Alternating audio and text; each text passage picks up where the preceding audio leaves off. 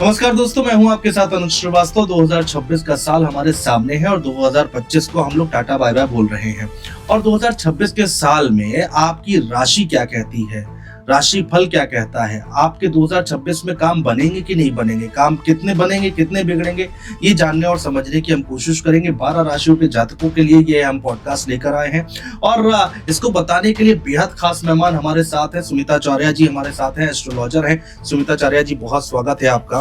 नमस्कार, बहुत बहुत धन्यवाद इस स्थल पे आमंत्रित करने के लिए। बिल्कुल, सुमिता चौरिया जी बहुत बेसब्री से हमारे चैनल पर इंतजार करते हैं लोग कि उनका भविष्य क्या है, राशिफल जानने की बहुत कोशिश करते हैं और बहुत सीरियसली, बहुत गंभीरता से सुनते हैं जी। तो एक बार जरा हमारे दर्शकों को जरूर बताएं कि 2026 का साल जो है वो कैसा जाने वाला है अलग अलग राशियों के लिए।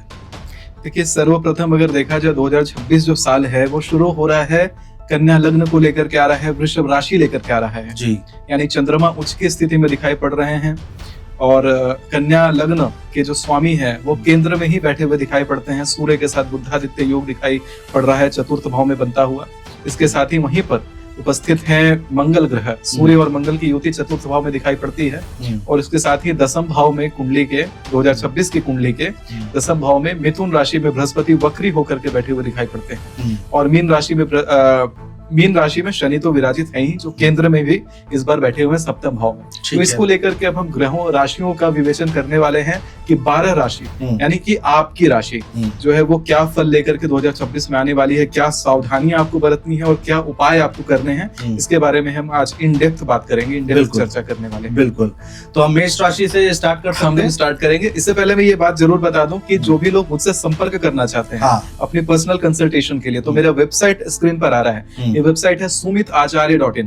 आप बस इस वेबसाइट पे जाकर के अपने लिए कंसल्टेशन बुक कर सकते हैं। हाँ, काफी लोग पूछते हैं, फिर जब आप पॉडकास्ट करते हैं तो आप निकल जाते हैं, उसके बाद बहुत क्वेरीज आती हैं कि आपसे संपर्क करना है, आपसे बहुत लोग परेशान हैं जो आप जीवन में हैं, कष्ट अपने अपने, और जिसका समाधान वो एस्ट्रोलॉजी के माध्यम से ढूंढना चाहते हैं। तो चलिए मेष राशि से शुरुआत करते हैं जी। तो मेष राशि वालों के लिए ये जो वर्ष रहने वाला है, इसमें दिखाई ये पड़ता है कि मेष राशि वाले हड़बड़ी में इस बार डिसीजन लेने वाले हैं, थोड़े से हड़बड़ाए रहेंगे काम करने में, थोड़ा सा एक ऊर्जा का स्तर भी उनका बढ़ा हुआ रहेगा। एक मार्क ज़करबर्ग का लाइन आता है ना, मूव फास्ट ब्रेक थिंग्स, तो वो वाली चीज पे वो थोड़ा अमल करते हुए दिखाई पड़ते हैं, यानी कि तेजी से गतिविधि करेंगे, तेजी से चीजों को पीछे छोड़ेंगे। क्या पीछे छूट रहा है देखेंगे नहीं, आगे बढ़ते जाएंगे। बिल्कुल समझिए कि एक प्रकार का प्रोजेक्शन उनके लाइफ में, एक ब्रॉड प्रोजेक्शन दिखाई पड़ता है। लेकिन वहीं पर यहाँ देखा जाए कि मेष राशि वाले जातकों के लिए जो वर्ष है वो थोड़ा सा जो अपने पारिवारिक संबंध लेकर के अगर देखा जाए तो पारिवारिक संबंध के दृष्टिकोण से थोड़ा सा उत्तम दिखाई नहीं पड़ता है।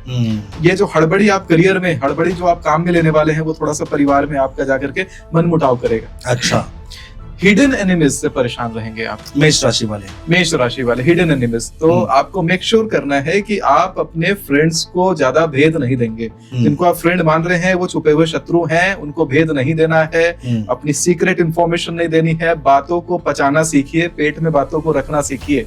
वो मेष राशि वालों के अंदर ये बात इस बार देखने के लिए मिलेगी कि अपने पेट में बात नहीं रख पाएंगे, सब कुछ खोल करके सामने रख देंगे, जिसका उनको प्रतिफल भुगतना पड़ सकता है। पार्टनरशिप करने के लिए समय अच्छा नहीं है। जो भी काम करने जा रहे हैं अकेले करिए, बहुत हड़बड़ में काम करने वाले हैं, इसलिए पार्टनरशिप नहीं करना है आपको, क्योंकि आप पार्टनरशिप खराब करेंगे, रिलेशनशिप भी अपने उस पार्टनर के साथ खराब करते हुए दिखाई पड़ते हैं। संतान सुख से लेकर के जो लोग वंचित हैं उनके लिए अच्छी खबर आने वाली है और जिनके संतान हैं पहले से, संतान की प्रोग्रेस इस बार होती हुई दिखाई पड़ती है। मेष राशि वाले जातक, पिता के तरफ से संबंध अच्छे दिखाई पड़ते हैं लेकिन माता के तरफ से बैर दिखाई पड़ता है। अच्छा, यानी माता से थोड़ी सी जो है मनमुटाव होती हुई दिखाई पड़ती है। रोगों में वृद्धि, मेष राशि वाले की माताओं को रोग में वृद्धि होती हुई दिखाई पड़ती है। अनायास ही लीजर और लग्जरी एक्टिविटीज में जाने वाले हैं। कोई प्रकार का नशे का लत लगने का योग बनता है। अच्छा, थोड़ा सतर्क रहें। कोई अगर दोस्त है आपका, पहली बार कुछ ट्राई करवाना चाहता है कि थोड़ा सा एक बार ट्राई कर लो, वो एक बार नहीं है, वो आपका जीवन में एक एंट्री लेने लत लग जाएगी, लत लगने वाला।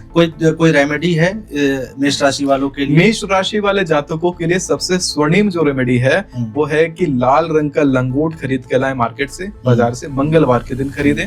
साथ में खरीदें एक माचिस। माचिस के तिलियों पर, वो जो माचिस का डब्बा होता है उस तिलियों पर आपको लाल सिंदूर लगा देना है। गुप्त रूप से हनुमान जी के मंदिर में जाकर के माचिस की डब्बी को दान कर देना है और लंगोट हनुमान जी को पहना देना है। अच्छा। ये हर मंगलवार अगर आप ये उपाय करते हैं तो आपके लिए बड़ा अच्छा रहेगा। गुप्त माचिस जो आपने रखा है, कोशिश करें कि वो अगर कोई प्रयोग कर ले अगर माचिस का, तो समझिए आपके ऊपर से ग्रह बाधा हट जाएगी। अच्छा। जी हाँ, मंगल बड़ा बलवान आपका होता हुआ इस तरीके से दिखाई पड़ता है। और साथ में जो हिडन एनिमीज वाला जो प्रॉब्लम है उसके लिए एक बड़ा अच्छा उपाय है कि एक बार आप हनुमान जी का अपने हाथ में झंडा लिए हुए एक फोटो आता है जिसमें हनुमान जी के हाथ में झंडा होता है, तो वो वाला जो फोटो है वो अपने घर के ईशान कोण में आप लगाएं और उनके सामने बैठ करके 8 बार हनुमान चालीसा का पाठ प्रतिदिन करें। तो ये आपके लिए बड़ा ही स्वर्णिम रहेगा। अच्छी अपॉर्चुनिटीज आपके लिए खोल करके लाता हुआ दिखाई पड़ता है। लाल जो मसूर की दाल होती है, तो मसूर की दाल को चिड़ियों को डाला करे दाना के रूप में, कि चिड़ियां उसको खाएं और तृप्त हो जाएं। उससे भी आपका ये जो वर्ष है ये बड़ा अच्छा रहेगा। ये बड़ी अच्छी रेमेडी है।